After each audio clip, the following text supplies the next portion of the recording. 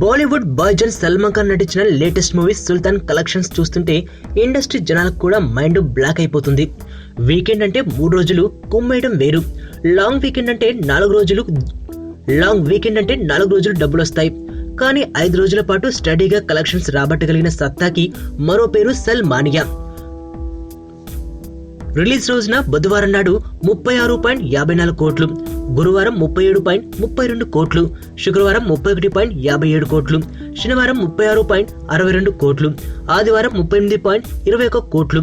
మొత్తంగా opening weekend అయిన 5 రోజుల్లో 180.36 కోట్లు వసూలు చేశాయి. అది కూడా కేవలం ఇండియా కలెక్షన్స్ మాత్రమే. ఓవర్సీస్ వసూళ్లు కలిపితే ఈ లెక్క 350 కోట్లకు పైగానే ఉంటుంది. రంజాన్ పండుగ వచ్చింది కాబట్టి హాలిడేస్ ని క్యాచ్ చేసుకుందనే కామెంట్స్ చేయడం ఈజీనే, కానీ ఈ మూవీలో కంటెంట్ లేకపోతే మొదటి రోజు తర్వాత తేడా కొట్టేసేది. 5 రోజుల పాటు స్టడీగా నిలబడ్డ వసూళ్లు వీక్ డేస్ లో కొంత తగ్గినా మళ్లీ వీకెండ్ కి పుంజుకోవడం ఖాయమనే చెప్పొచ్చు. మరో రోజులో సల్మానియాతో 200 కోట్లు దాటిపోవడం అసలు సమస్యే కాదు, కానీ 300 కోట్ల క్లబ్ లో అడుగు పెట్టడమే అసలు సవాలు. కానీ ఈ స్పీడ్ చూస్తుంటే సల్మాన్ 300 కోట్ల క్లబ్ లో అడుగుపెట్టడం కష్టం కాకపోవచ్చు.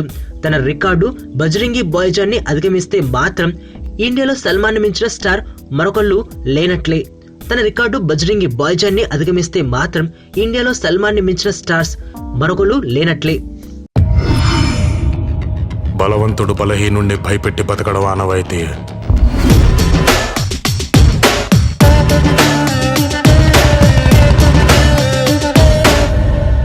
బట్ ఫర్ అ చేంజ్ ఆ బలహీనుడి పక్కన కూడా ఒక బలం ఉంది.